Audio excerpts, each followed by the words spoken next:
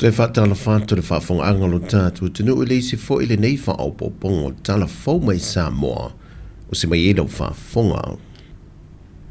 O se uru wai whatautonga mua mole nei ala pāle mene fau wale malo Sāmoa. Wa maua e le whaatumulia o se no whanga na whaatino inai e bei ona mai moine le larolangi o Sāmoa so se tulimanu le kelope le matua whaatumulia a toa le whalita alu e tuana i mato e le ngato malo whaalolongia pe o le whainga malo le motu i se sae ia Amerika Samoa ai wa whape nā fo e le toa telo le mamalu le atunu e le ngato fo i Samoa nei a o Samoa mai atunu i whafo na whatasi mai a wai mōni mawina le wha moe moe e ala e le whaatautuina o le paia inga lona se funma le walu o le pāle mene le atunu e le neitau sanga lua whelua se funma le lima e le saunanga whaafautuanga le fionga le pāle mia la audia le malia tole o tempola tai vau fosse le eto lau nai le lisio swafa o ana minister o le kabineta ato ai ma le lisio la to minister lango o matanga renga umo wai lalo ne le vava inga le fionga le pandemia matanga luenga le pandemia ma le kabineta matanga luenga le vai fafo ma fatawainga matanga luenga leo ma le toe fuataina o fiso le lo ia sili Komisi o toi fuataina o tula fono Samoa, ofisa o sulfainga, komisi o whainga luenga le malo. O le suius fono le avea, ma minista lango mo le ofisa o le palemia, le fionga ia vui i inga, sione i inga. Lona lua, o le fionga ia toi lupe, pau ia o tele, o nisemo, o le sui palemia. E a mata atu i le soro na whama maluina, se ia ulia mati o le luafe, lua sifuru le valu. Ta whaioi o le angafa maia, tanga luenga te tele le malo, ba waunanga te tele. Minista lango, le fionga ia tautu ave, la whai tele, ba loanga tai titiona. La fionga muripola ana rosa ale morio, o le isi lea sui palemia. A mata lo na wha maluina, mai a perila luafe du suvalu, se ia whai wina, le no fo inga luafe tol sfulu. Le angafa o ia, ma le vainga o tanga luenga o tupe al tato malo. Tanga luenga o whalapa o pitonga tu maoti, ale malo. Minista lango. To whaia asiata te vu i tafu sa le vau. E fionga ia ai ono a leki e keroma.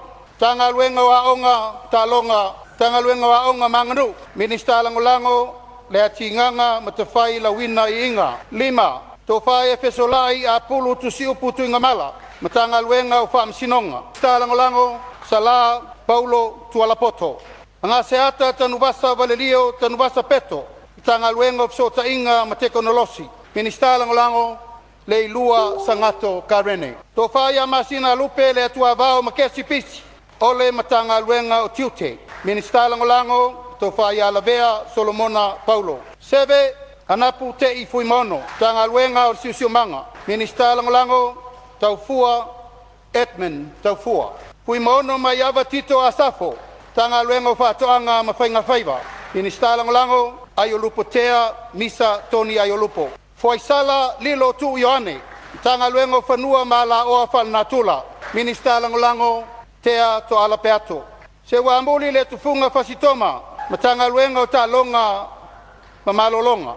Minista lango fiu whaolatane Bonifacio Basa. Tanga luengo tinam tamaitai, nu manga fsotai, nu melefa mamawina, moe whawo Julius a kui tafuna.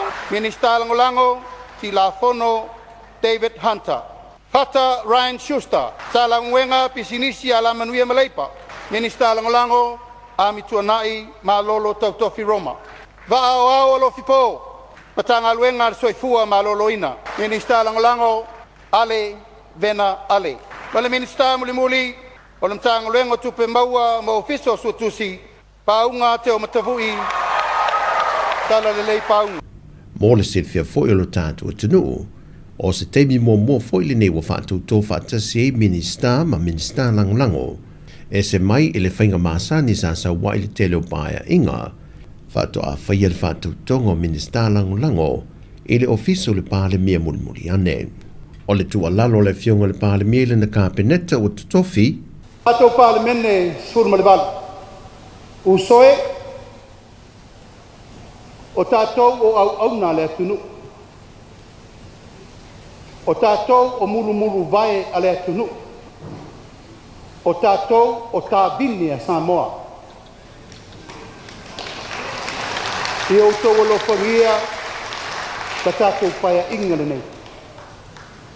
Wa tā pena le a inga le whātua tua I le tua Sāmoa tasi, tu atua mātou lima tu mai o tau ao, tātou ngā lue whātasi. A whai o le pina ngalo le manuia I le tunu, o le mātou whātala ulatu lea.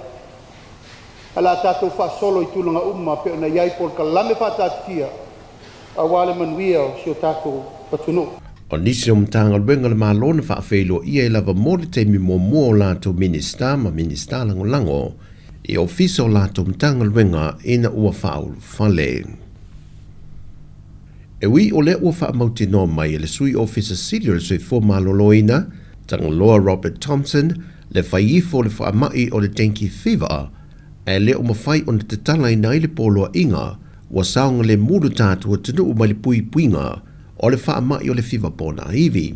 Whai loe tanga loa, o loo iai lava I lato o loo maua pēr I le tele o vaiaso o loo a fia, ai wale o te o atu le tele o le whainumera sa whaamawina, e pe ona amata whaamawina mai le amatanga o le tausanga ia Januari, e o mai I le so, wa se fulmal tolu wafe lima se lau wha se fulmal tolu I lato na fia, e toa wha fe mare wha, I lato na wha mao nia mai I le whalisue toto. Mai na wha mawina foi, wa palasi mai I le vaiaso le nei le lua se fulma le 5% I lato, e anga I atu le mauta ngase ngase wa fia, pe a whatu sa atu le vaiaso o mawai, na o atu I le ono se lau 5% I lato, na wha mao nia wa fia. E le foi numera o le iwa se fulma le taso I lato, na maua le siamo le 10v1, e na o le iwa pesene, o I lato na fia le siamo le 10v2. O le fitu se fulma le tolu pasene o tangata na fio le atunu, e mai I le se fulma le 5 tausanga le mātutuanga I lalo. Fata sei ma le to ono I lato, mo wha maonia na maadili wai I le pepesi o le wha mai o le fiva pōna I le atunu. O le 5% fo I lato na fia o le tūpā o lii, ai fas fulma le 1% o le tūpā tamai tai. To valu se fulma le wha na wha amawina o to e te tua sa tā fia mo tangase ngase, ai to lu se fulma le tasi o lo tau fia pēr mai le so. Ai le ai se tasi o tau fia le potutinga ina. O tala fawia mōre ne yaso si o tātou tino, manuia telefo whangala whianga iai, whasoi fuia.